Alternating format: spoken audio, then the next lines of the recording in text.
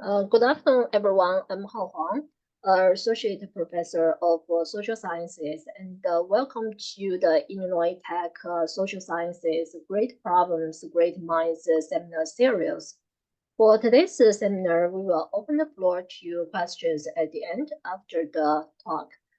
Today's speaker, Dr. Nicholas Phelps, a professor and chair of urban planning and associate dean international faculty of architecture, building and planning, the University of Melbourne. He previously was a professor of urban and regional development at the Bartlett Schools of Planning and Vice Provost, Regional Southeast Asia at University College London. His research interests covered the geography of urban economic agglomeration and the planning and politics of suburbanization. He is the author of Sequel to Suburbia, published by MIT Press, interplaces an economic geography of the intra-urban and international economies, published by Oxford University Press, and the Urban Planning Imagination, published by Polity Press, as well as over 100 international peer-reviewed articles.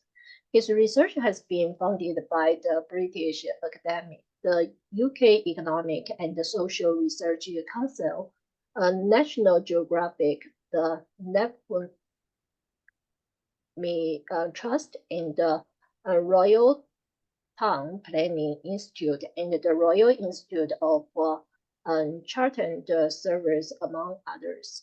He presently serves on the editorial boards of the Journal of Planning Literature, Journal of Urban Affairs, Economic Geography, Journal of Economic Geography, and Urban Geography. He gained a bachelor degree honors and a PhD degree in geography from UCL and Newcastle University, respectively. It's a great honor to have Professor Phelps. Okay. Can you hear me? Yeah, still. I can hear you. Yeah, good. I can hear you well. Good. Okay. Well, thanks, Al, for the invitation, and hello to everyone who's listening in. I've given the title and slightly changed it to make it perhaps a little bit more provocative. So I think the original title was Planning with Extended Urbanization, which is a bit of a mouthful. So let's just call it Planning with Sprawl, and that makes it sound controversial, possibly. But hopefully I will make it clear that it's not quite as controversial as it might first appear. So as Hal says, I've got a background in economic geography, but also have been working mainly in planning schools. And so a lot of the other half of my research is really to do with urban planning and urbanization. And so this is a presentation based on a paper which is not published yet. Hopefully it will be, but it's under review with a journal. And have been presenting this once or twice and getting some feedback. And so I'd like to say a bit more about it before we really get into the paper. It's based on some joint work with some colleagues. Could say that it's a rather limited bunch of colleagues. We're all middle-aged white men, based in sort of liberal market economies. So Roger Kyle, Paul McGinn, Tony Matthews, Dave Valler, basically operating out of Canada, Australia, and England. And so the talk is, you'll see that it's quite related to those contexts, and perhaps even more so to the UK context where I'm originally from. So I've been in Australia for about 5 years. It is intended as a sort of interdisciplinary contribution to planning theory. So it's intended as a theoretical paper. But if you look at a journal like Planning Theory, and if you look at the majority of writing on planning theory in the last, 20 or 30 years, I think you'd be hard pressed to find some papers that focus squarely on the physical aspects of planning, the physical layout of urban developments, their morphology, etc., or even simply the spatial arrangement of things. A lot of the theory that's out there has focused on processes of decision making, whether that is, for example, in terms of communicative action or collaborative processes, etc. That's certainly been the main paradigm, and it's been a paradigm which focuses very much on process rather than place or space, seems to me. And I don't know whether I'm being controversial saying that, but I think there's a little bit of a problem there in the sense that a lot of planning theory has increasingly had very little to say about the spatial arrangement of activities, and that could be a problem for planning in particular, but also in related disciplines like geography. And I've tried to write a bit about this in the two pieces that I've just drawn attention to there on the right hand side. This is a little commentary on a piece responding to a piece in a journal called Dialogues in Human Geography, where I make this point that perhaps both geography and planning have moved away a little bit from considering space and place and the physicality of urban forms. And I also tried to make that point in a recent article in the Journal of Planning Literature. In other words, the kinds of literature that I'm interested in and has been very influential, the whole literature on extended urbanization or planetary urbanization, is curiously not very grounded in the physicality of cities, if you like. So, you won't find, it's very abstract, it's very global, it's very macro.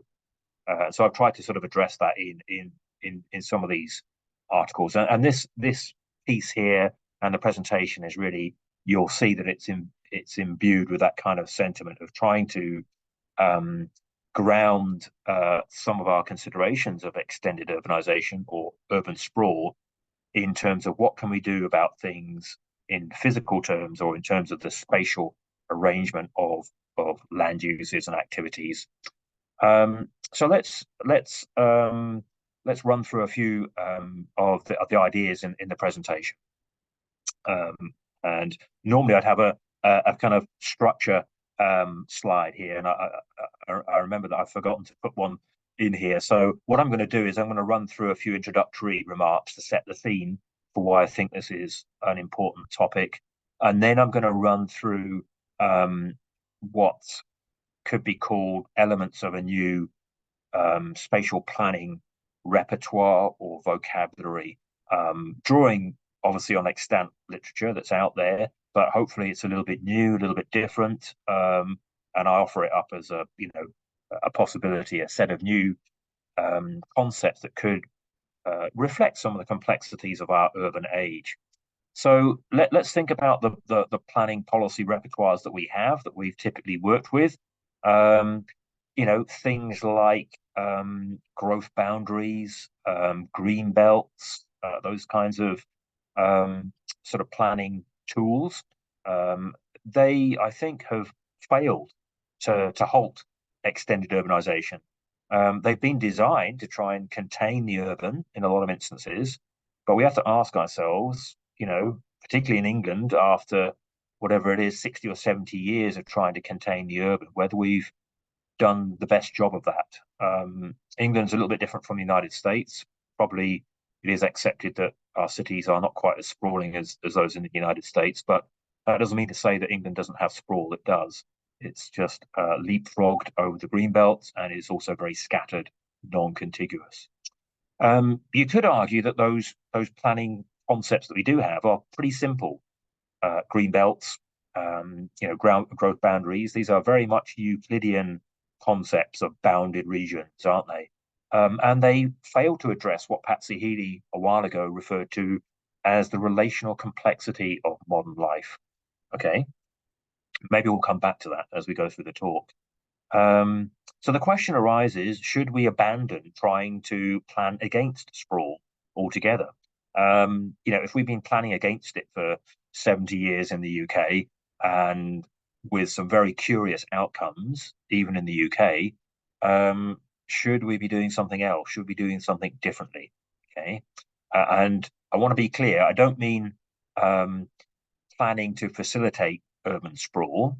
I just mean to begin to develop concepts which recognize the reality of urban sprawl and that deal with some of its complexities and that seek to be innovative in ways that perhaps minimize further land take or other impacts. Okay. And there's a related question here, and that is, how do we move to situations where we might not be promoting economic and population growth in quite the same way as we have done through traditional planning concepts. Okay, how on earth do we move towards what some people refer to as degrowth or post-growth political and policy agendas? How do we ground them in new planning policies, spatial policies? Okay, I think we need new elements. We need to inject the existing policy repertoire with some new ideas that might be more suitable for new contexts. Okay, green belts, perhaps even growth boundaries, are ideas that were thought up, many decades ago, and things have moved on since then. We need imagination spatial planning. Have we got enough of it, either in the academy or in practice? And that's a little bit of the subject of a recent book of mine that you see there on the right-hand side. If we think about today's urban world, it's an often quoted fact, isn't it, that we live in an urban world, that the majority of the world's population live in officially defined urban areas. But more than that, the majority of that urban population are actually in what you could call suburban or post-suburban areas, peri-urban areas, ex-urban areas, even inter-urban areas.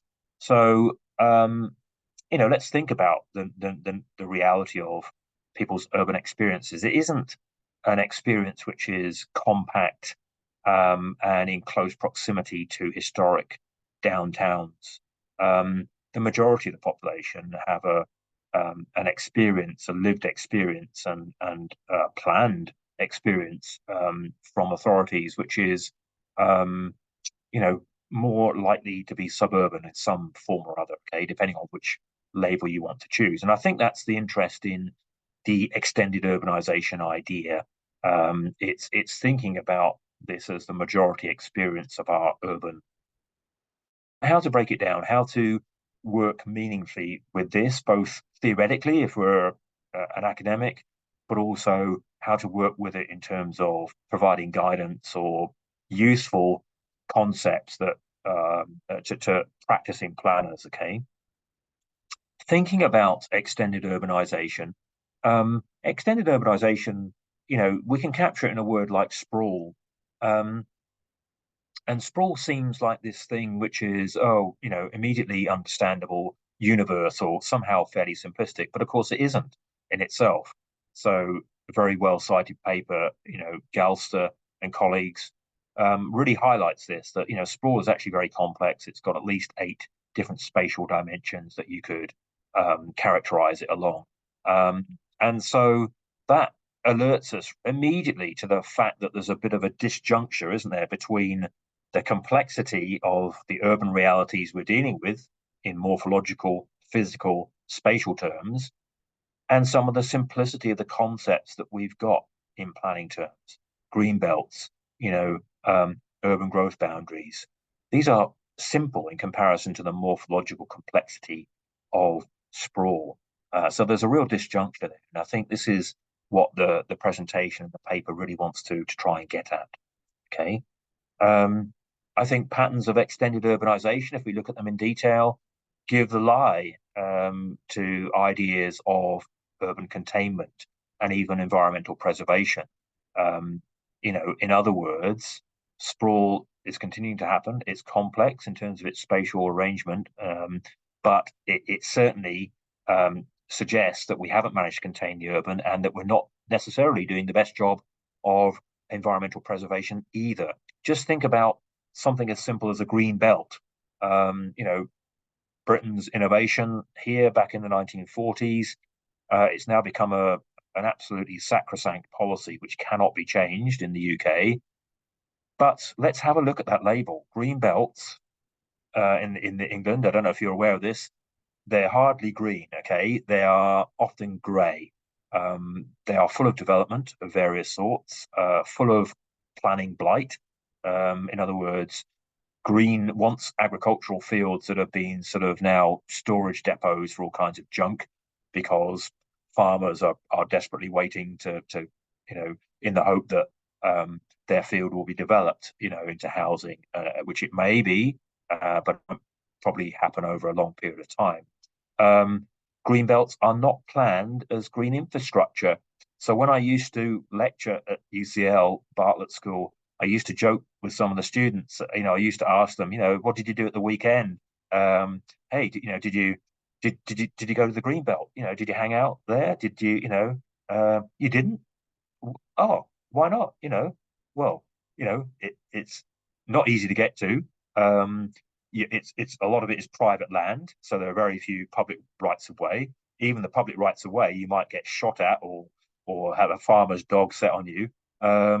You know, and no one thinks of using the green belt as a recreational resource in England. It's just there. It's just this thing, whose only purpose is to separate settlements, separate chunks of development. Green belts are some of the poorest land in England in terms of the ecosystem services they provide. There are better areas that are more meaningful in those respects. And because they exist alongside other environmental designations, which are more sensitive, things like national parks, areas of outstanding natural beauty, and triple SIs, sites of special scientific interest, they often have the paradoxical effect of displacing recreational demand onto these far more sensitive landscapes. So they have a lot of very poor effects, even though they are considered a sacrosanct policy. And by the way, the land area within green belts in England has increased enormously. It hasn't decreased; it's actually increased. Okay, so I'm not. I want to say that I'm not anti-green belt by any stretch of the imagination, but I do think it's really problematic, both in academic terms, analytical terms, and planning practice terms, that we have a situation where they cannot be questioned as policies because, in some instances and in some parts, they're not really providing the sorts of resources that we need them to provide.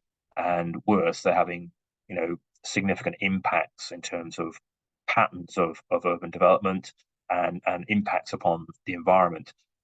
So we've tried through existing planning measures to command sprawl away. So I don't know if you know the story, the legend of King Canute, who sat in his throne by the seaside and tried to, you know, thought that he could command the waves away. We've been trying to do this for 70 years, and of course it hasn't really worked. I suppose the argument in the presentation is that we need new ideas, new concepts to help us plan purposely with sprawl. Sprawl is a reality. We can't wish it away, but what can we do to be more purposeful about planning with it? And I mean planning with the realities of the way development is occurring.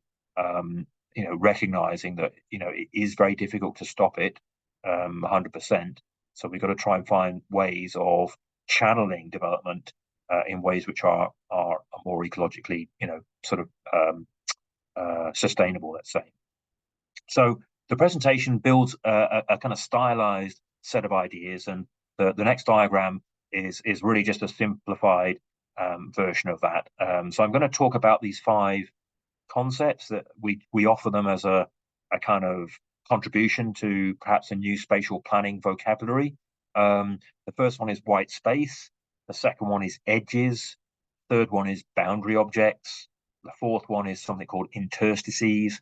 And the fifth one is the idea of coalescence. In other words, we should be thinking about these concepts or ideas because they might help us plan better with the realities of sprawl. And the diagrams here are quite stylized representations of what we're interested in, but I think they give a feel for this. So let me run through each of these in turn. Okay, and they are developed a little bit out of the England context. So, I'll try and explain my way through this. And if you've got questions at the end, obviously do let me know. The first one is white space. And this is probably a concept which is the most macro of the concepts I'm going to talk about, because it can imply some spaces on planning maps which are quite large geographically. And they're the kind of spaces that fall in between existing strong environmental designations, things like national parks, sites of special scientific interest, or areas of outstanding natural beauty. They're the spaces which are kind of left over. I've called them white spaces because they literally have been referred to in planning maps as either spaces which don't have a planning designation, or where development may well occur because there is a lack of other policy designations. Okay, so white spaces. There are plenty of these. That the map on the right here is a really interesting one from England, and it shows all of the environmental designations as well as some of the environmental constraints that exist on development. And by the time you look at all of these, and they're the areas in dark green, light green, and blue, when you look at all of these and you put them on a map, you find that there are white spaces where effectively development has to go because the other areas are typically well protected. It's almost impossible to build anything in a national park, and it is pretty difficult actually to build in green belts and in sites of special scientific interest, etc. They are well protected. To joke about it, the answer is no. Now, what's the question? The answer is always going to be no, because they are, very well protected, often in law, but also they are very well protected because there are very strong, powerful communities of interest who will, lobby against development. So development has to go in the areas which are white on the map, and some of them are really, really quite complex regions or spaces left over after environmental designations. And such little thought is being given to them. Okay, so let's have a think about this. What are these white spaces? I'm going to direct you to a book. It's a bit of an old one. I think late 1960s. William H. White, who is a remarkable figure in American policy making and thought regarding urbanization, wrote a book called The Last Landscape. Really quite a prescient book. Not sure whether many students know about this today, but I really encourage you to read it because it's remarkable in a lot of ways. He was looking forward into the future and saying, as development occurs, we need to look towards what he termed a last landscape. Once everything's been pretty much built out, how do we reconstruct green space or open space from highly urbanized regions? We must make our commitments now and look to the last landscape. For if we expect to save much more open space in the future, we're going to have to be equally concerned with finding more compact ways of developing space that has to be developed. Interesting, he was using the word compact back in 1960, well before the current use of compact cities, etc. So, that's an interesting idea. You could interpret something like England's white spaces on the planning map, if you like, as being this last landscape, because they're not that well protected.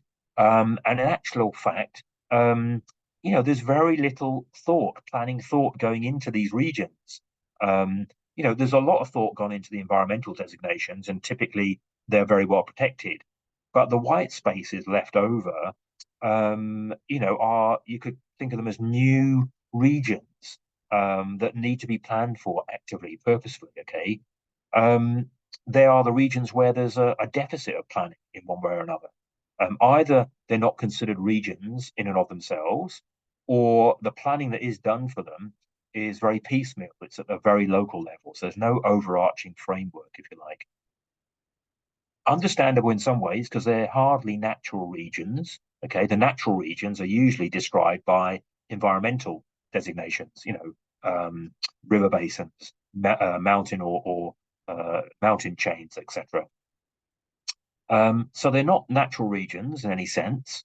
Neither are they functional urban regions. Okay, so they don't look like city regions. They don't, describe, coherent labor market areas. But they are urbanized areas. They often are shot through with infrastructure and communications. So they are going to be developed wherever there's infrastructure. Okay, accessibility drives development potential. So what on earth do we do with them?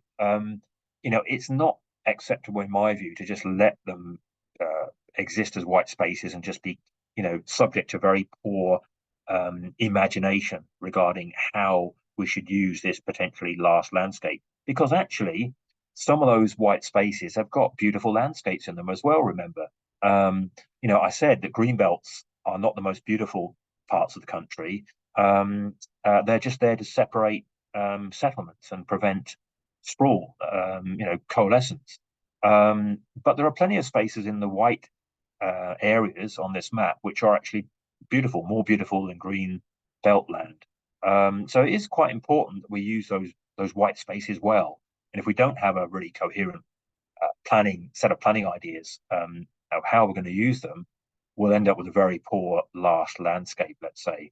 How on earth do we do this? Well, look, I'm the first to admit that this concept is a difficult one for politicians and practicing planners to work with or grasp, precisely because, they are awkward regions.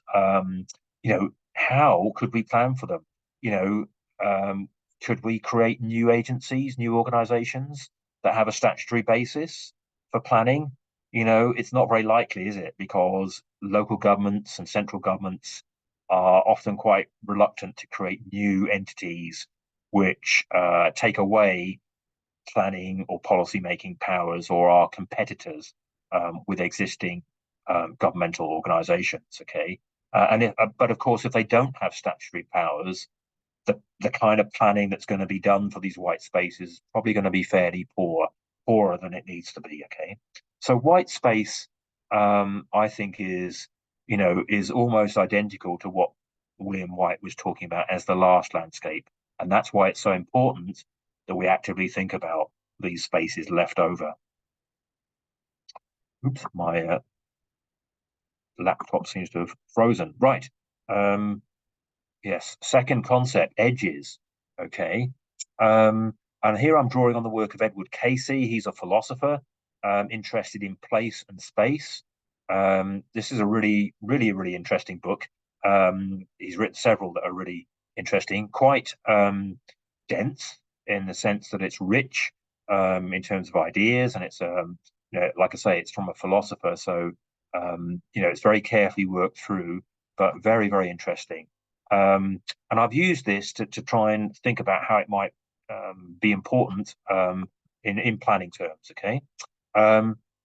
Interestingly, when we think about places, cities, towns, we almost always think about the center of towns, the landmarks, the monuments, in Kevin Lynch's terms.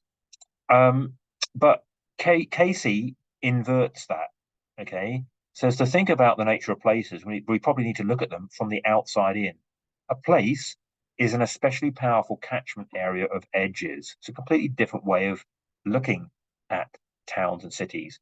Planners don't usually start from the edge. They're thinking about the historic cores or the centres, and think about all of our academic ideas, central place theory, bid rent theory, to understand the spatial structure of cities are all focused on the center. Okay. Edges are that into which the surface of something, a place, for example, is projected, its local destiny, as it were. Really interesting. We should be more interested in edges because that's where cities and towns have to develop. And yet we don't really pay much attention to the edges. They're sort of leftovers in planning terms a lot of the time. I think we can use edges to go a bit further with some of these soft or fuzzy space planning space ideas that Phil Ormandinger and Graham Horton have made popular in the European context. Okay, so the idea of edges allows us to be a bit more specific about those fuzzy edges of these soft spaces, if you like. Edward Casey's book is really interesting because it details quite a number of different types of edges. Okay, so even for example, thinking about borders and boundaries. These are two slightly different edges. Okay, so borders are those firmly legally demarcated lines on maps, and these are very limiting. They close in and they close off, whereas boundary regions are more fuzzy, less well defined, and they are about transitions from one place to another. They open up and open out. In other words, they're areas of planning potential. Borders are not really areas of much planning potential in a way. They don't integrate. They close in and they close off. Okay. Now, planning does refer to edges a little bit as a concept. There is a bit of use of the concept of edges. Think about it. The ecology literature talks about ecological buffers to buffer between different species, for example, and protect the sort of integrity of populations of species. But in planning, I think we've adopted some of those ideas without really thinking them through. We've adopted them quite stealthily in planning practice. For example, to kind of create gradients between different densities of development, or to prevent or soften really hard juxtapositions of conflicting land uses. For example, we have a buffer zone. So we have incorporated some edges from other disciplines, but often with very little justification in policy or practice terms.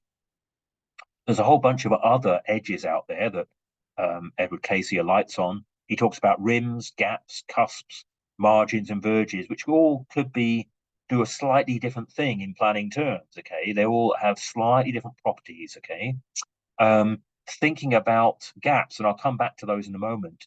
Gaps, have been used as well in planning. They've often been used quite negatively rather than positively, and that is another feature of planning policy and practice, is the use of concepts in a rather negative rather than a positive way. So green belt and green gap policies are used, as I've mentioned.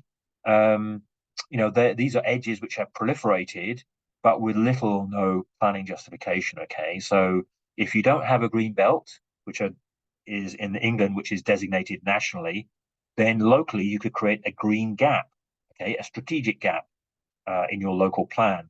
But there's very little justification of these. They're often very poorly justified in planning terms.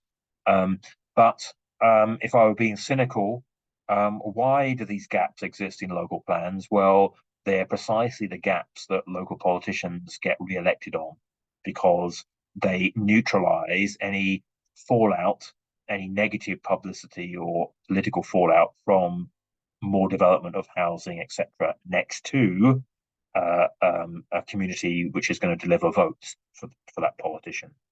So when we have used edges, we've used them very negatively as a concept. Can we use them more positively? I think we can, and maybe there's a value in looking at something like Edward Casey's work to see if they've got value, let's say. The third concept, boundary objects. Okay, so to come back to our little sketch here, we're really interested in thinking about development projects, proposals that straddle borders or boundaries. Okay, developments which may cross over between different land uses, between different development densities, between different municipality jurisdictions, for example. Okay, boundary objects. And here, this concept, we're drawing upon the literature from the sociology of science, and in particular, literature which looks at the way in which we've typically classified things in societies to help us understand them. So our whole world is based up of myriad classifications. Okay, really interesting idea because, of course, planning has its classifications, especially land use classifications on maps. And for Boker and Starr, they argue that we can't really exist as humans without classifying things. It's a fairly natural thing for us to do, to categorize and to classify. It's one of the ways in which we create order as human beings. And we hardly know what we've actually built with all of our classification schemes. And that's literally the case in terms of planning. The planning classifications which are used, we hardly know what it is what we built. It's incredibly complex, okay, in certain respects. And perhaps we should be thinking about those classifications. What are their meanings? What's their utility? Are some of them out of date? But more than that, classification systems themselves are always pretty much incomplete. There are always residuals. There are categories of land uses who don't quite fit with an established land use classification system. There are spaces that maybe don't quite fit with the way we want to classify territories, for example. So there are wicked problems in planning, which means that things never quite fit the classifications that we create for ourselves in terms of planning policy and practice. This concept is called boundary objects. I actually wonder whether it really probably ought to be called border objects, because borders, I think what they're referring to here is really objects which cross over more harshly defined boundaries. So we're probably really talking about borders rather than boundaries, but that's a bit of a nuance, let's say. When we think about where boundary objects have sort of appeared, again, it's often in a negative way that they've been used, in a very politicized form of planning. So think about the way in which politicians and planning processes end up dumping certain land uses right at the edge of municipal boundaries. So things like housing, if it's not wanted, and that's definitely the case in England, industrial estates, locally unwanted land uses, LULUs, things like sewage farms, waste product treatment plants. People don't want them in their backyards, and so politicians and planners usually stick them at the very boundaries of their local jurisdictions. Okay, so these are boundary objects because their effects spill over onto the neighbouring authority, neighbouring populations and communities. But they're very negative boundary objects. Okay, and that's the political logic of them, I'm afraid to say. It's a logic which minimizes political fallout again, and planning fallout, and maximizes the spillover or the externalities on a neighboring community, which is pretty regressive when we think about it. But can we, again, think about this more positively? Okay, can we think about the value of using boundary objects that maybe span existing planning designations spatially or in land use terms, or that span local authority boundaries in ways which are much more positive? And instead of the logic of dumping, we're much more interested in a logic of integration. Okay, here. So instead of dumping unwanted externalities away from us, perhaps we should be using these spaces to think about really useful projects that can integrate communities across borders or classifications. Okay, I was talking to somebody in Belfast, in Queen's University, who was interested a bit in planning for things like drug facilities and recovery facilities, etc., which, of course, are controversial. Communities don't tend to like them. Where are they going to be put? Possibly in order to get an understanding that if there are externalities, unwanted effects of some of these facilities, that we should be sharing them across boundaries rather than sort of one community dumping them on another. So perhaps, we can think more positively then about some of these facilities, which do bring problems with them, but if thought about in a more integrated way, might bring about more imaginative solutions about helping people out of a very difficult situation in their lives. The fourth concept is interstices. Now, the very word here is very wordy, and I wouldn't expect this to translate as a term perhaps into planning practice, because it is a little bit wordy. Probably need to think of a different shorter word, let's say, and maybe the word like gaps could be that word. I've written about this before with a former PhD student, Christian Silver, and so this is a little bit of a kind of shout out for his work on interstices, and in particular, he was looking at Santiago de Chile in Chile, the capital city. These are interesting spaces. Okay, they exist everywhere. They are, if you like, the pending spaces. They are seemingly empty spaces or underdeveloped spaces, sometimes within a vast landscape. And so their development is pending, always pending, sometimes pending for a very long time indeed. There are gaps, they are interruptive in Edward Casey's terms. They are spaces and places which break open the everyday urban experience and patterns of development. And they exist potentially at different scales. And so this is a little diagram from Christian's work here. We can think about them in very large geographic scales. He's called these interstices of remoteness.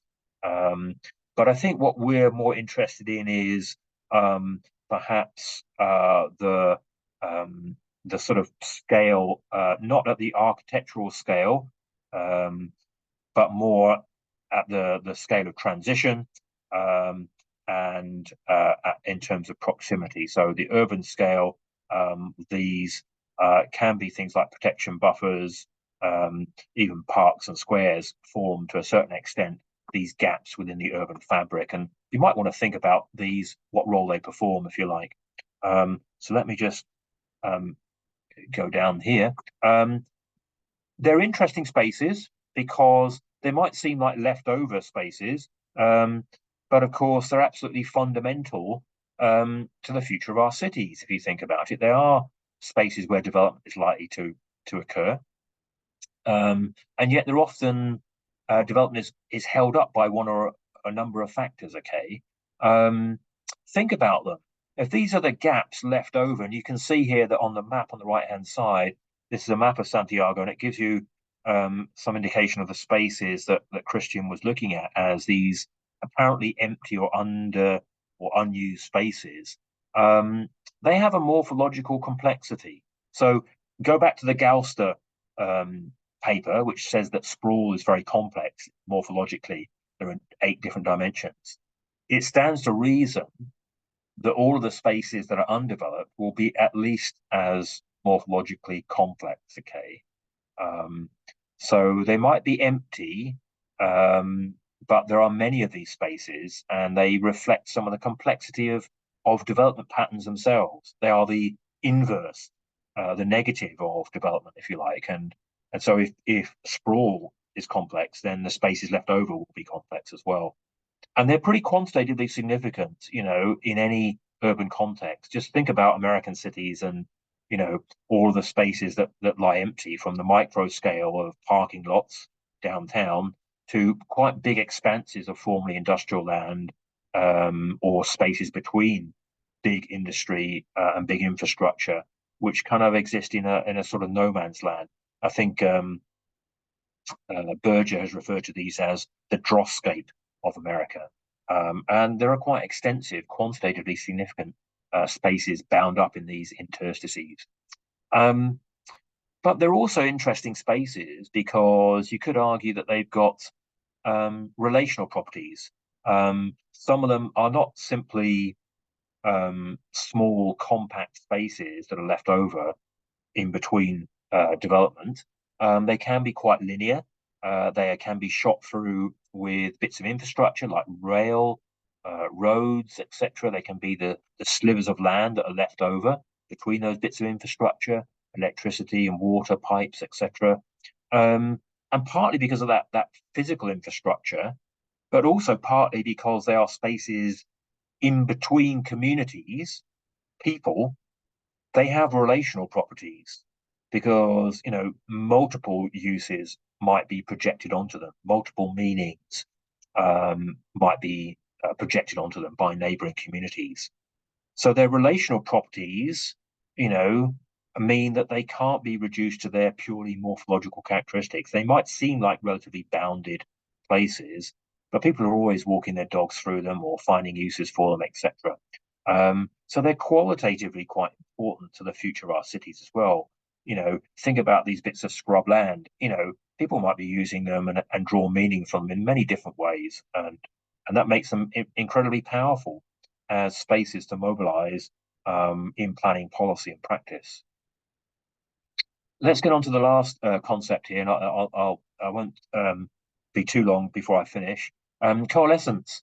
This is we've spent in places like England and Canada and Australia and probably the US worrying a lot about the coalescence of separate, historically separate settlements. And so, what could be more anathema to planning theory and planning practice than the thought that we should be planning for coalescence in some instances? I probably get some horrified looks, about suggesting this. But it's happening anyway. Okay. It's happening even though we've got things like green belts and growth boundaries. Some settlements are growing closer together through existing patterns of development incrementally merging towns and cities. So ribbon development is quite alive and well in places like England and Australia. We just choose to conveniently ignore the fact that it's continuing to occur despite our established planning concepts and policies, if you like. And it's occurring because of a lack of sufficient strategic spatial planning and a lack of planning for things like white spaces or the spaces left over between environmental designations. There are a few examples of local jurisdictions, governments which have planned purposefully to merge their towns and cities. So, there are, typically in mining regions, you have relatively small settlements. So in Belgium, there were two separate local governments, Sittard and Hélène, and I think they were formerly separate settlements and formerly separate governments. And because of coal mining decline, they actually got together, merged their local authorities, and have actively decided to sort of fashion themselves as a single settlement now. And that's probably a response to things like population and economic decline. So it's born out of necessity, perhaps. Same sort of thing going on in Australia, in another mining context. This is an open cast mining region just outside where I'm sitting, outside Melbourne, in Victoria, Australia. And so the two mining towns of Morwell and Traralgon are thinking about how they might strategically use the space between the two of them, which contains an airport, that has infrastructure. Maybe they should develop that space because it's the most logical space to develop, partly due to physical constraints.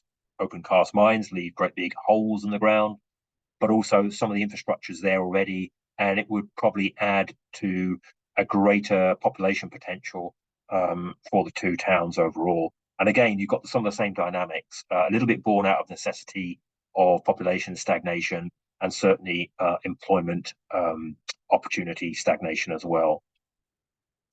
In the past, in places like England, there have been proposals to coalesce, plan the coalescence of cities. So this is one that I'm familiar with. This is the South Hampshire area between the two historic cities of Portsmouth and Southampton. This is south of London, about 70 miles south of London on the south coast of England.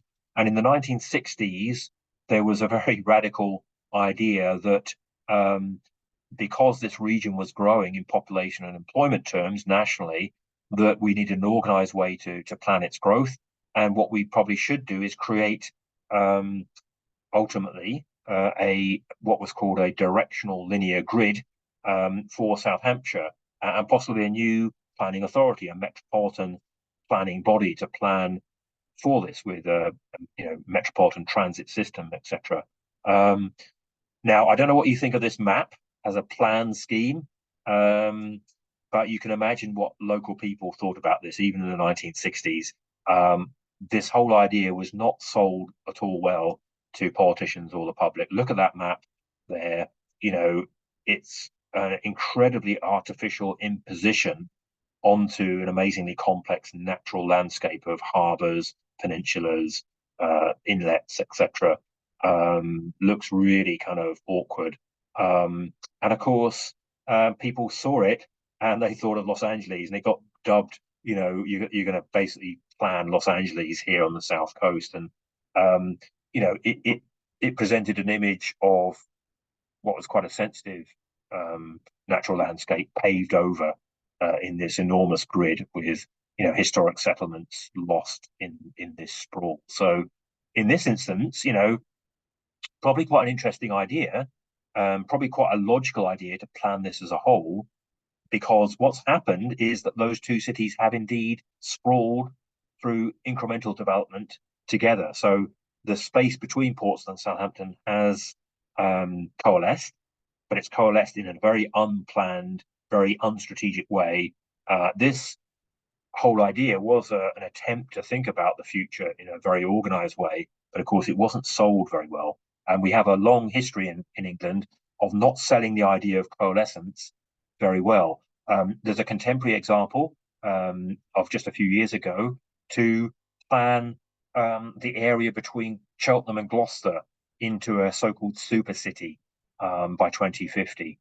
So again, Gloucester and Cheltenham are part of the country that's been growing in population and employment terms, but some concern about how to, as population slows and as there's been net out migration of younger people, to plan this more positively. Okay, and so this is a really curious area because this is again where the green belt is really ineffective. It's the smallest green belt in England, the least effective.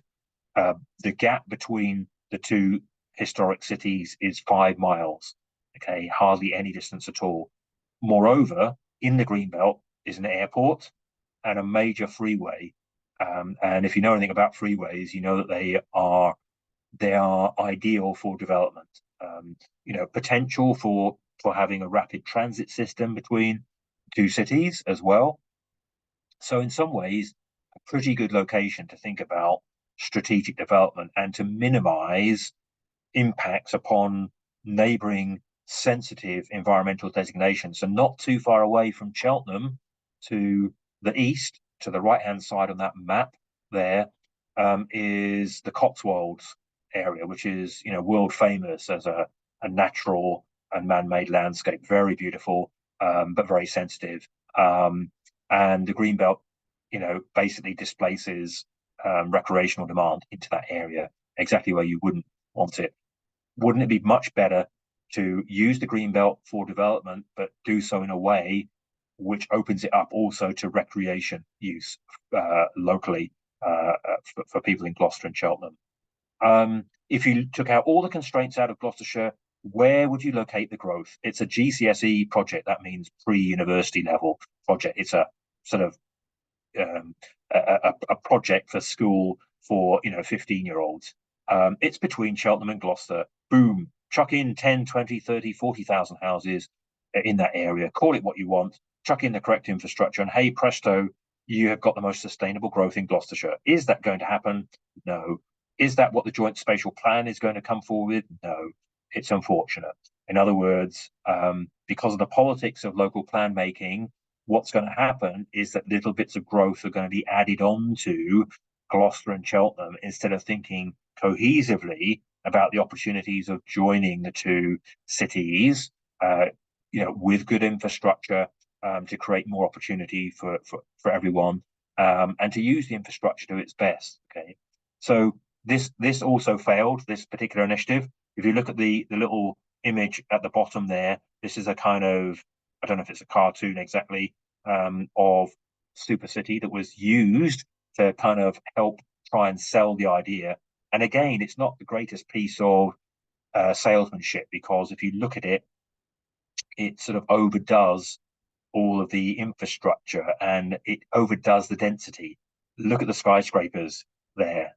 Gloucester and Cheltenham don't have any skyscrapers. They're not Singapore or Manhattan. And so that was never going to be happening, but the image seemed to imply that it would happen. And so the reaction was that people and politicians started to look at this picture in horror, saying, we're going to end up with Singapore and huge density somehow, in the middle between Cheltenham and Gloucester. That was never going to happen. But whoever designed that image, really helped scupper the whole idea, because it implied some really, really dense sort of city form of development. When in reality, probably at most it would have been mid-rise at some points around infrastructure, around the transit-oriented development, I suspect. And look at the scale of the airport there. By the way, the airport in the Greenfield is not a commercial airport; it's a private airport. So never going to be a major commercial airport. Okay, conclusion. I'll try and wrap up pretty quickly here.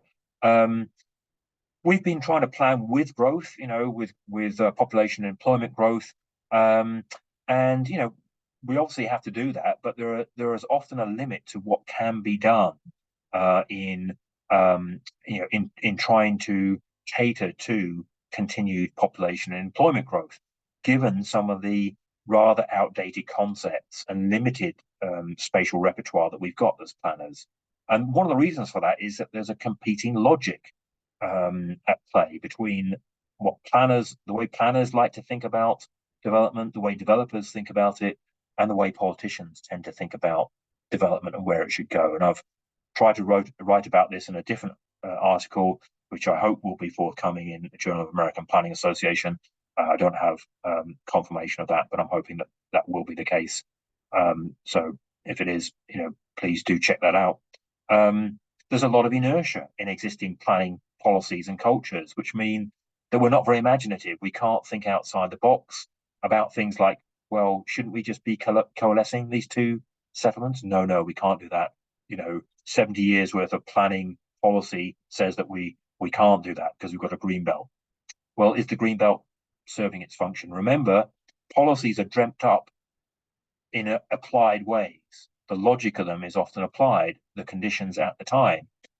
And yet the logic somehow gets set in stone as if it always was a kind of immutable principle. And, planning policies get out of date. They should be reviewed pretty regularly, I think. There is a lack of imagination, is there not, within many planning systems, whether that's nationally or at the local level.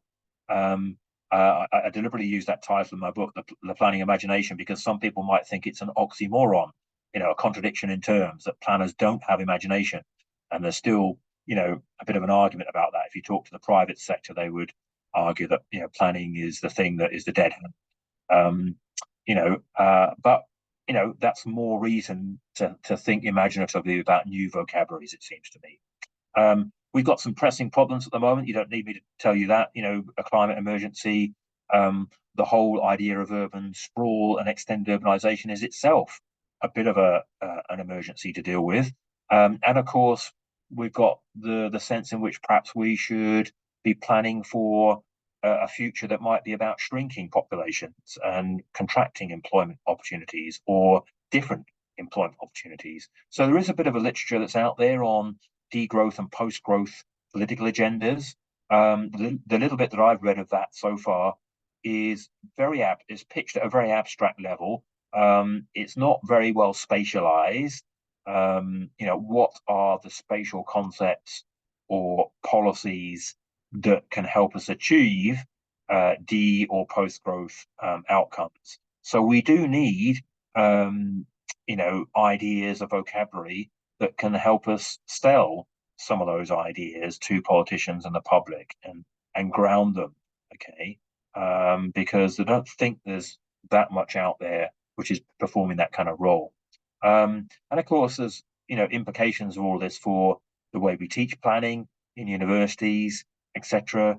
Should we be trying to include elements of creativity, imagination, and the ability to communicate better into pedagogy and educational practices at university? I just throw that in there really as one final sort of observation about thinking about new repertoires. They do require a bit of imagination, a bit of creativity. Not all of them are going to stick. Not all of them are going to be tractable, but we don't have many new ideas coming forward. We tend to invoke the same old planning policy repertoires over and over again. And I think at that point, I'll stop there and see if we've got any comments or questions. Thanks, Hal. Thank Professor Phelps give this great great and insightful talks about these new concepts, how these new concepts in the urban planning theories. So we open to the questions. So first, I'm wondering for you show the map is about the so environmental. So for the last landscape, so could you explain these environmental constraints? Is environmental designations? So that is the part is called the white space, which means it's unexplained or it's actually explained, but actually is not implemented. Yeah. Okay. So I mean, like I think the green, the light green and the dark green, we can say that they are either well planned or there is essentially a kind of assumption that development is going to be refused.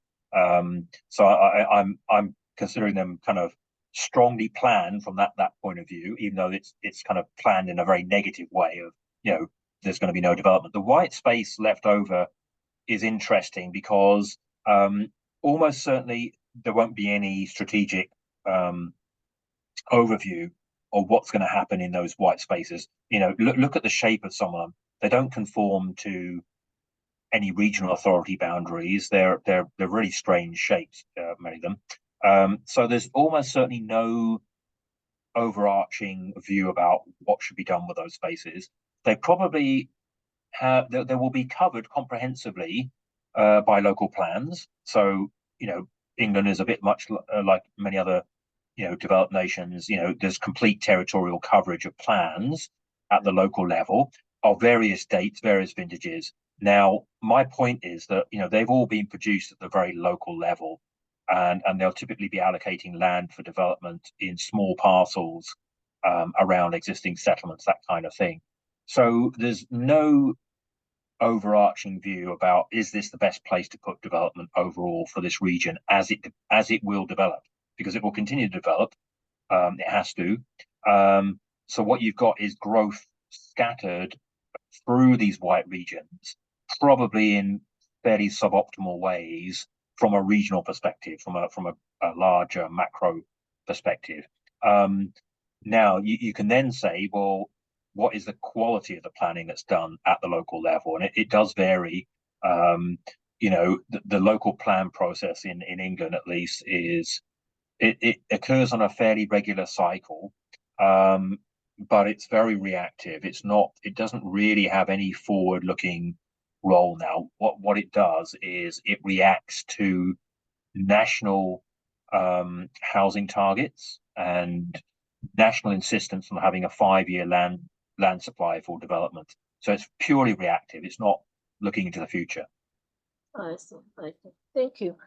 Then for the age, it's more like a software planning process, which is has little or no planning justifications. You mentioned it's about like political gaps. So I'm wondering like because for the political gaps is more like based on like a voting process.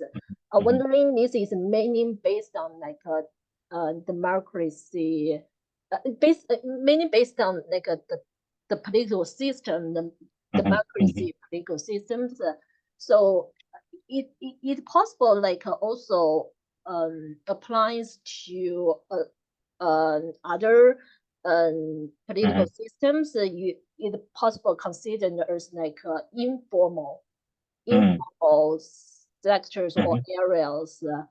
Then for those actually they may not have a democracy system, but they still actually can apply this age concept. Yeah, I mean, interestingly, I had a PhD student start with me at UCL. I probably shouldn't say too much about this, but she was from Taiwan, and for various reasons she couldn't continue. But what she was doing was she was looking into boundary objects really, in a obviously a system, I guess, which is a little bit more authoritarian, or perhaps different from a Western liberal market context. And she was a bit interested in some of the old some sites that have been left over, like old military sites and things like this, and what use that they could be put to, because some of them were at the boundaries of local authority areas. And so she became a bit more interested in those boundary objects as a way of thinking positively about what to do with old disused sites. If you think about some of the gaps that exist, and the edges, I mean, you could look at them as interstices.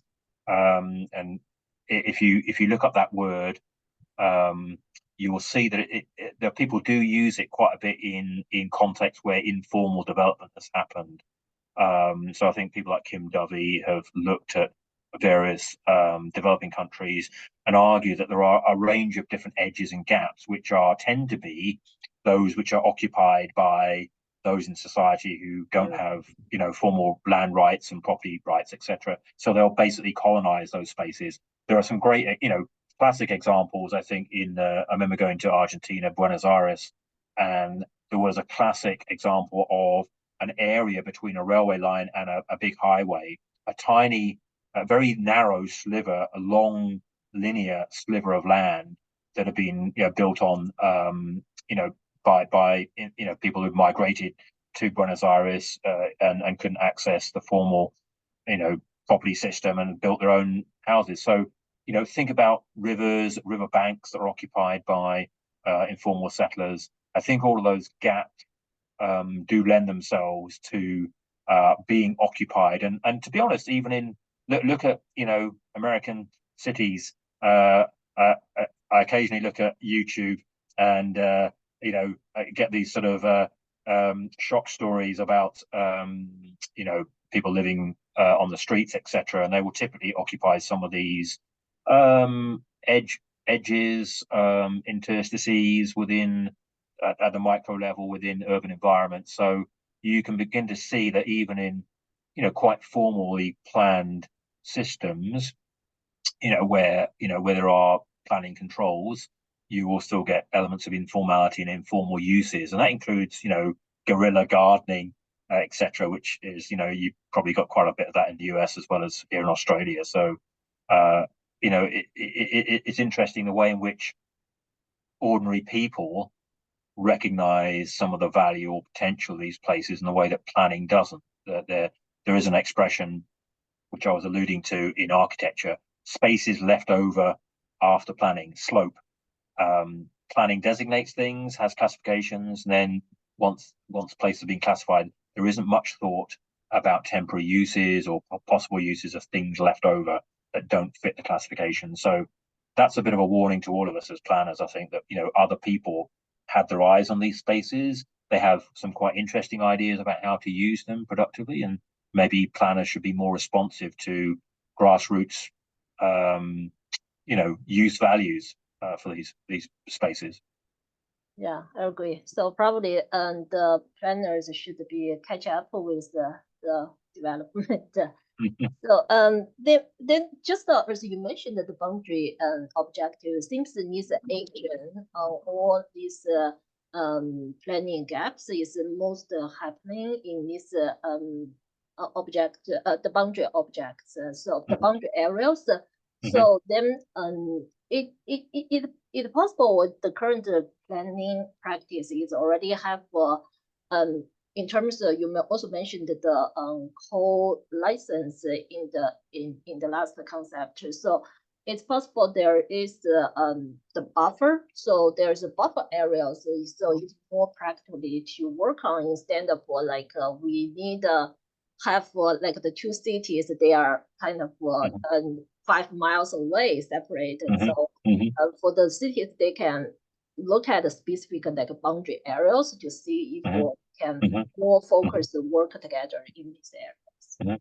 Yeah, I mean, it's very difficult to get city mayors, officials, public officials to work together because local government is so oriented towards borders and firm boundaries, and so they don't often think about working in terms of buffers, boundary objects, or cross-border activities. Very difficult to get people to agree and to either share burdens or to seek opportunities that can exist cross-border. So, how on earth to galvanize that? I don't know. I mean, you know, there's a negative incentive for dumping things at borders at the moment because you can minimize your loss of votes. So it may be that somehow other governmental entities have to incentivize um, thinking about things at the border. I mean, in the UK context, that might be central government to, you know, incentivize cross-border working, cross-boundary working. There in England, there's been something called the duty to cooperate because there's no strategic planning at the moment at regional scale in England. What there is lots of local plans, and the national government created something called the duty to cooperate, that exists in words. Politicians and planners have just ignored it. No one's really cooperated. So unless you incentivize that somehow, possibly through money or resourcing, investment in infrastructure, it's very difficult to get politicians and even the officials serving elected politicians to think collaboratively across borders. It's a really challenging one, I think. They'll think about it. They will think about it positively when there's a push.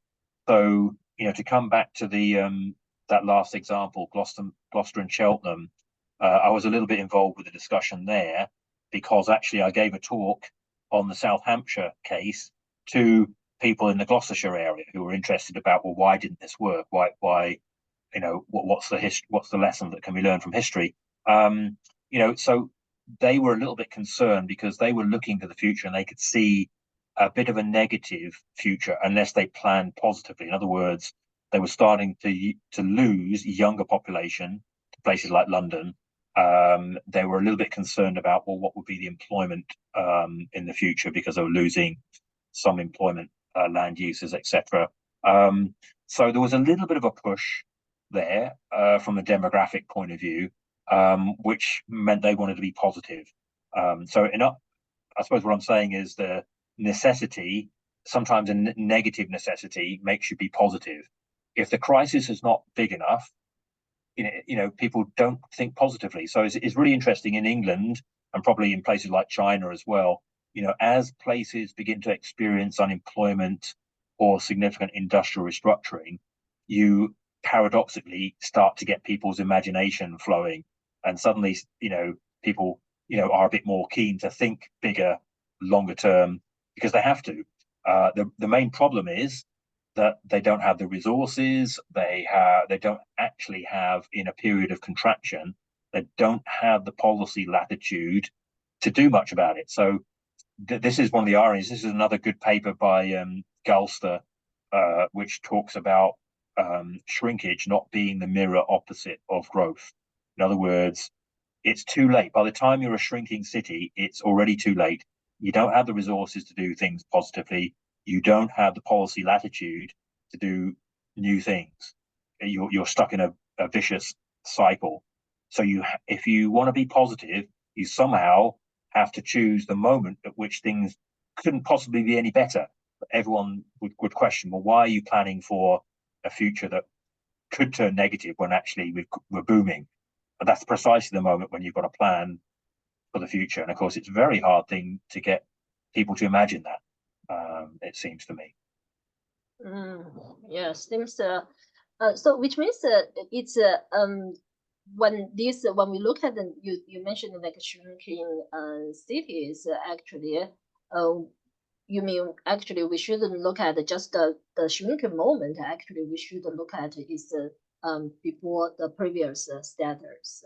Yeah, if you wait till you're already shrinking, it's too late. You know you're going to have a devil of a job turning that around. You're probably going to have to wait a long time until everything hits rock bottom in terms of land values, such that it will then suck in new development. But you could be waiting 50, 60 years. I mean, to give you an example, few people realize this, but central London, the global city that is central London, was declining in population from the 1920s.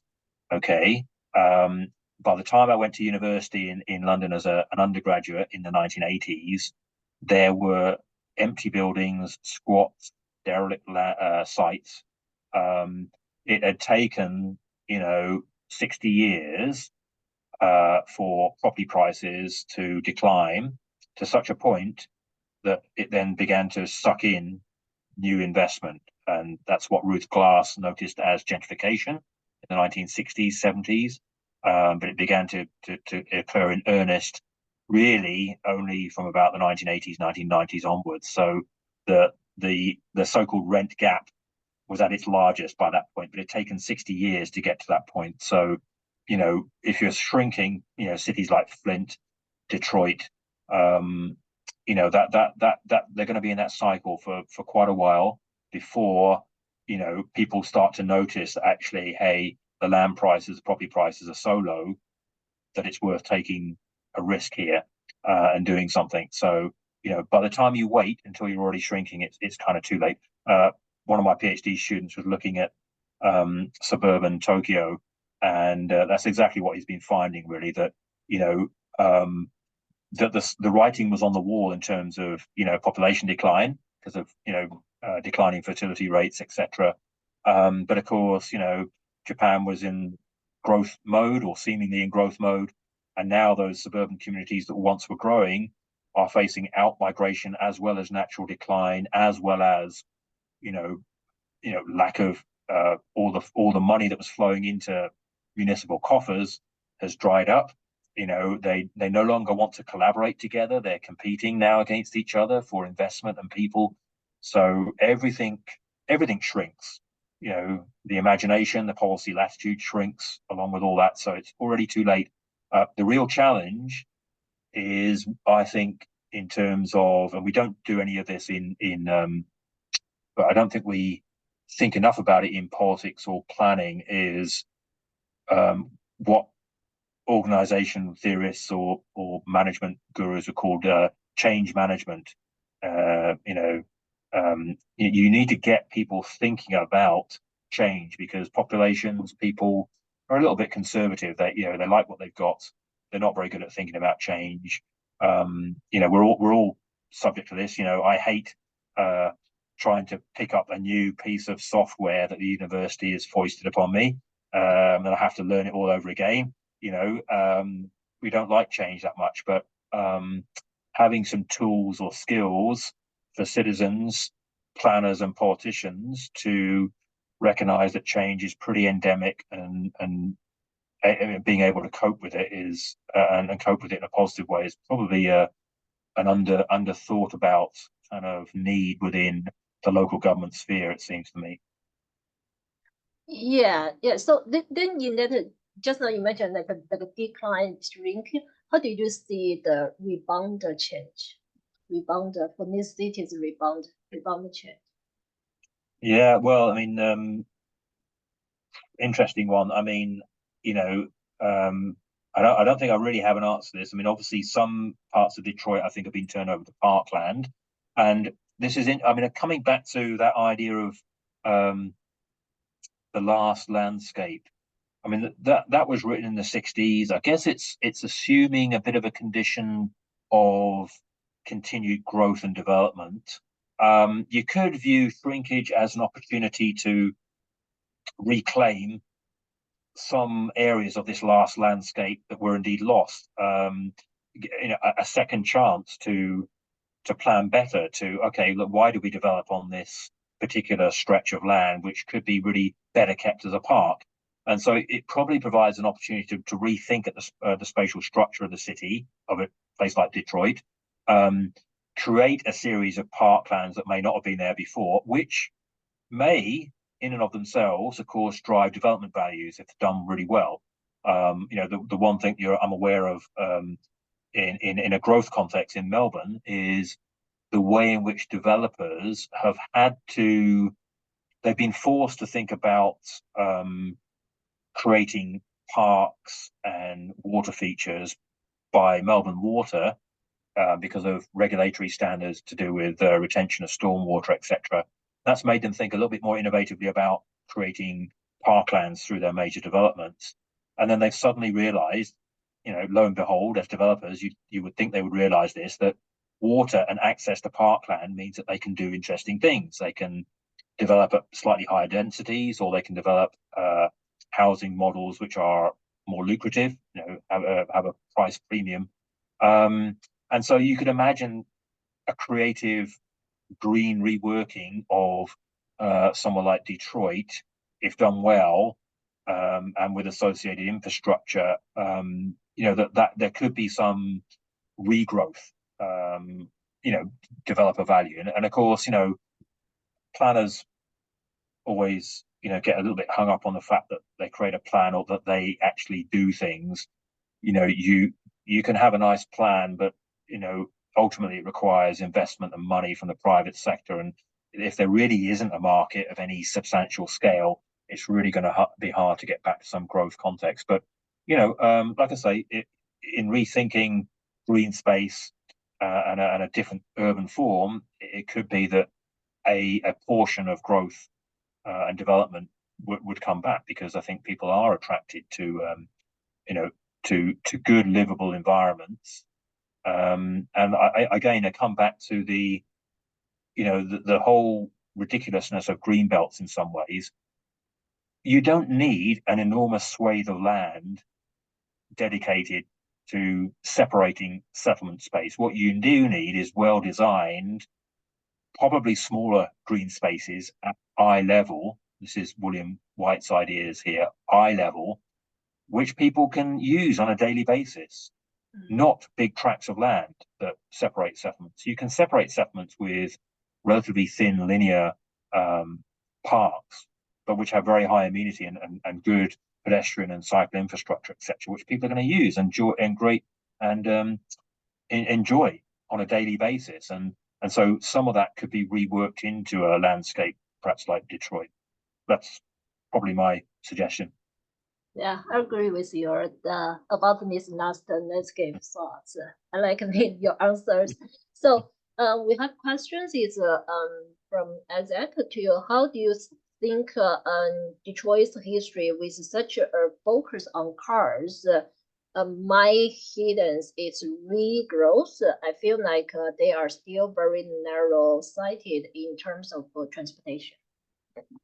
Yeah, well, I guess that could be true. I don't know enough about Detroit in and of itself, other than just a very general term, as you say, that it's known as the car city. Look, I mean, planning cultures and political cultures can have a lot of inertia. They can get fixed. One would assume that the shock has been so severe in Detroit that people are really thinking about things differently because they have to. So I'm going to assume that there's an opportunity for politicians and planners to be thinking differently, and I'm sure they are. Whether the simple label of car city is going to be enough to put people off, well, I mean, I'm sure there's an opportunity to rebrand, if you like. I mean, that rebranding has got to go along with something substantive, and that would have to be a different kind of city that might well be based around bike or pedestrian infrastructure at the local level. There are other regions which have sort of invested in a bit of this. I can think of the Ruhr region in Germany, which is an old coal, iron and steel area, heavily polluted at one point. And that's an interesting landscape. It's it's kind of very scattered urbanization of small towns that are quite close to each other, but there's a regional landscape park that's being created there with pedestrian and cycleways that run the whole length of it, and we're talking considerable distances. So something like 100 kilometers from one end to the other, precisely to allow not only use of the landscape but commuting. And so there have been some creative things done there.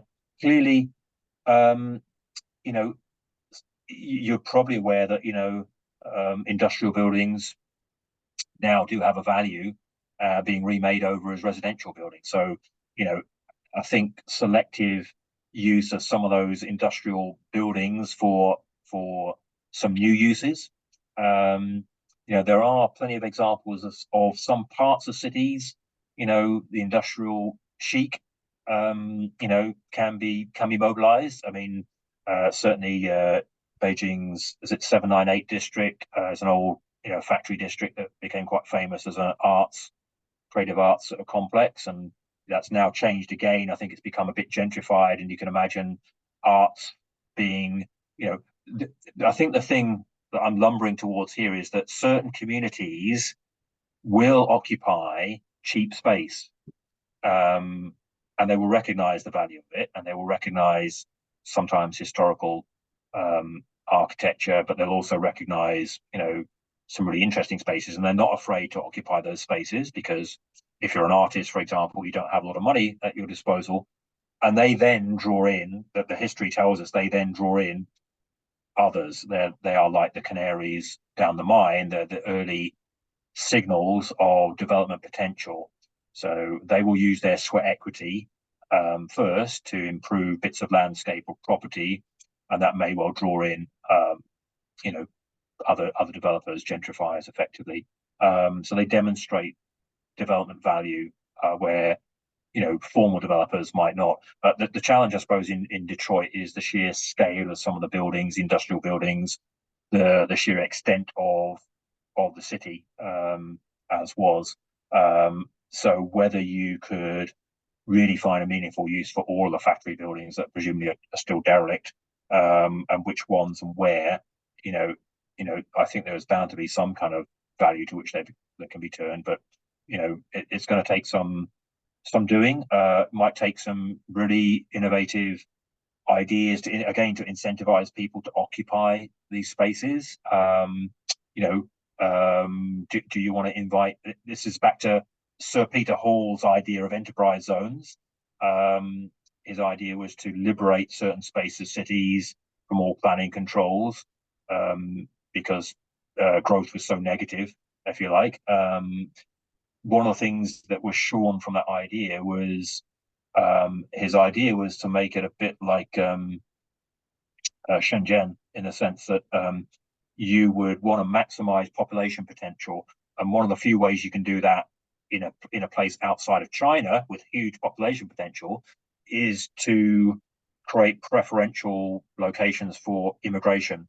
So if you're going to have immigration at a national level, maybe you incentivize people to go to Detroit and occupy certain parts of that.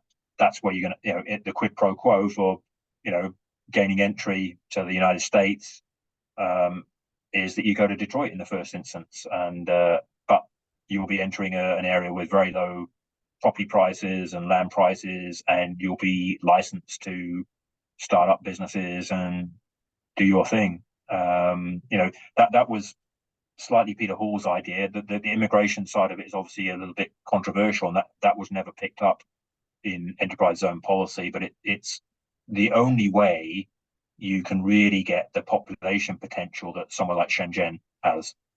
It's no good saying we'll have a Shenzhen in Detroit, because you don't have the population potential unless you facilitate much of national immigration flows through some of these key places, and that's a big question. It's a national policy question.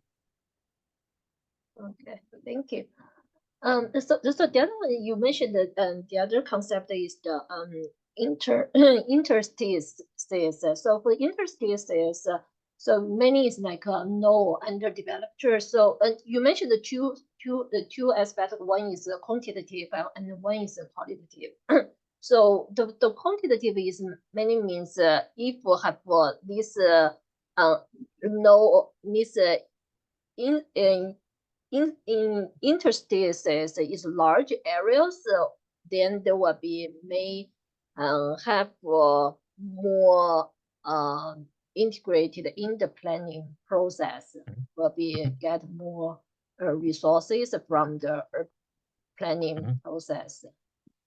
This quantitative is more meaning is the areas is large areas. Yeah, I mean, have a look at the map here of Santiago. I mean, the white areas that are highlighted, these are the ones that Christians studied. They're by no means all of the interstices, because you can see there are other white spaces around here.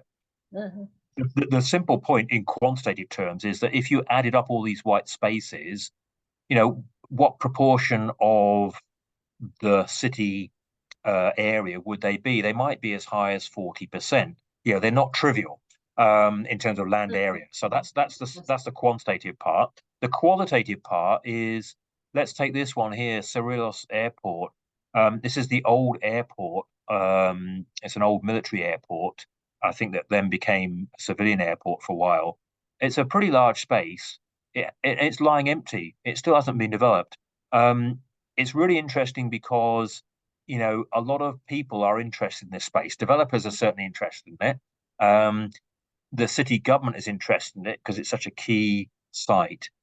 You've probably got neighboring communities who use it in some kind of way, if they could, or have their own ideas for how to use it. So even a space like this, or a sort of industrial corridor, you'll probably find that not only have different actors, powerful actors, got their eyes on it, they've got designs on it. Developers will be looking at it for a high-tech city or something.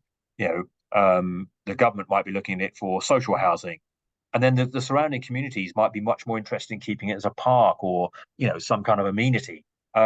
So when I say it's got relational value or it's qualitatively significant, what I mean is that they're not empty spaces. And it's not as if they're kind of inert. They're the opposite of inert. Many people are looking at it and wanting to use these spaces, and they have very different ideas. So these are spaces which are really charged with the imagination. Yeah, to come back to that word. People have got imagination for them. They want to do things with them. They're not always in agreement. And compared to the rest of the urban fabric, which has got very established land uses and meanings and interpretations, these places are radically open. And so they're very valuable from that point of view. They are the spaces around which we can think imaginatively and have dialogue and have collaborative style exercises, because people might have aspirations for them. I think that's the positive way of looking at them, if you like. I see. So we should use our imagination to think about these Yeah. space. Create, and bear in mind there will be conflicts, and some of those conflicts are quite difficult to resolve. But if you're asking me, these are spaces that could be amenable to sort of communicative or collaborative style planning, because people do want to throw some money at them. Governments are interested in them. People are interested in them in a way which is not always the case elsewhere in the city. There are, you might find elsewhere in the city that developers are interested in doing something, but communities don't want it. Here, that there's a kind of a potential meeting of minds, but it will be a compromise of some sort. But it needs to be a creative compromise, and so I think it could be that some of these spaces are worth thinking about as key ones to think imaginatively and encourage the processes that are going to generate that imagination. I see. So the last question is, since you mentioned on I feel it's very powerful concept for this five concept to add to this conceptual vocabulary of urban planning. So it seems that they are related based on your just now explanations. So they are related in terms of different spatial scales. So and you mentioned in your conclusion it's about how to deal with these competing logics among like planning and also politician and developers. So how do you see they are collaboration about these things since actually since they are across the spatial scales for this concept they are mainly related.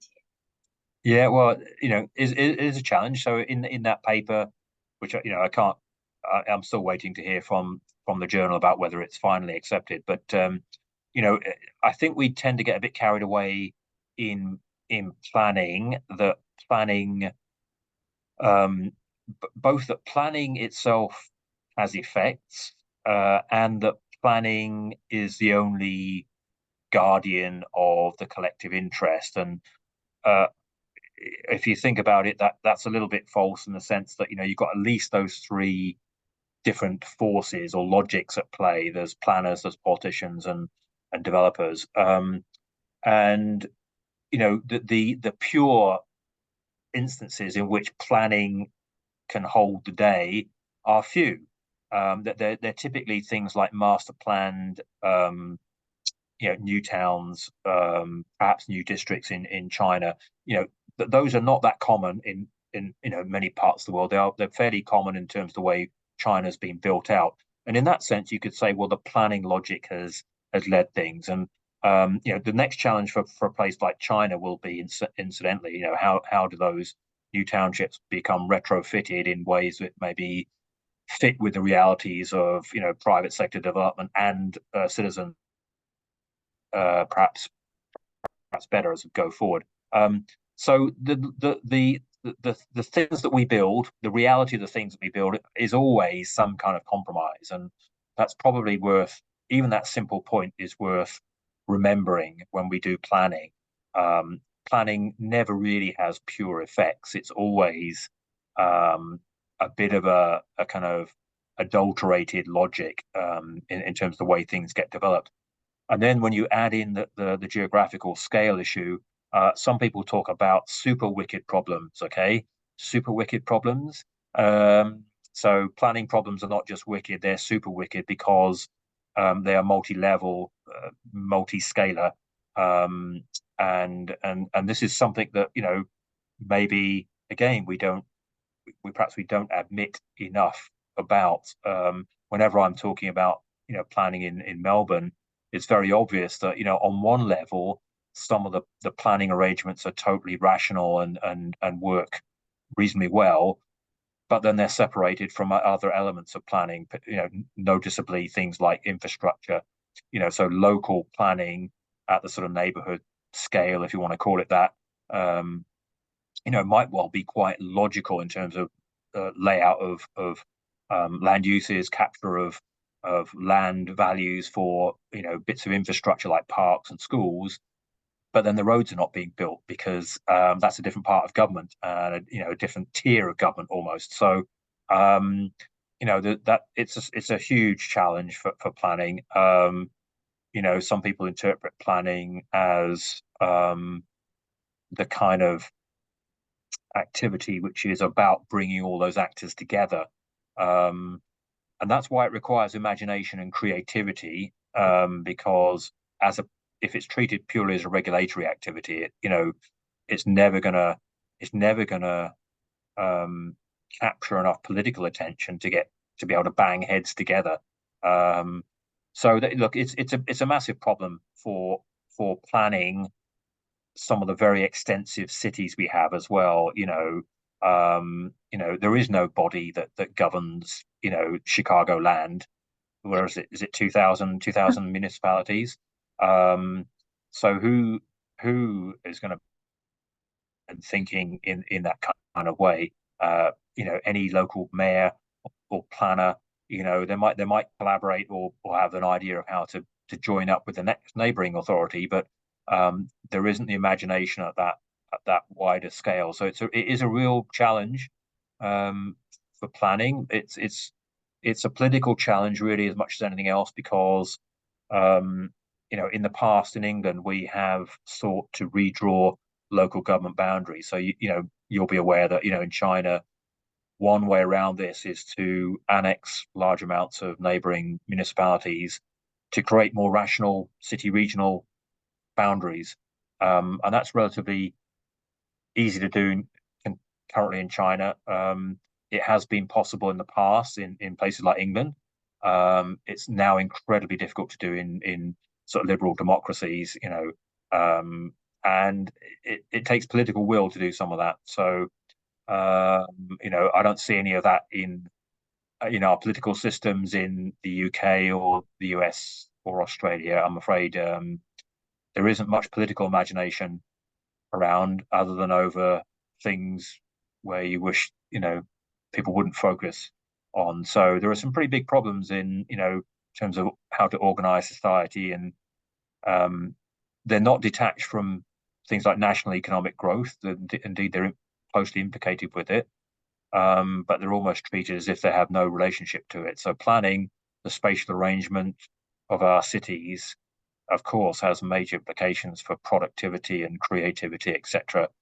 Unfortunately, we lack the political and possibly the planning and policy creativity to think creatively about how cities are organized to generate creativity and imagination and productivity.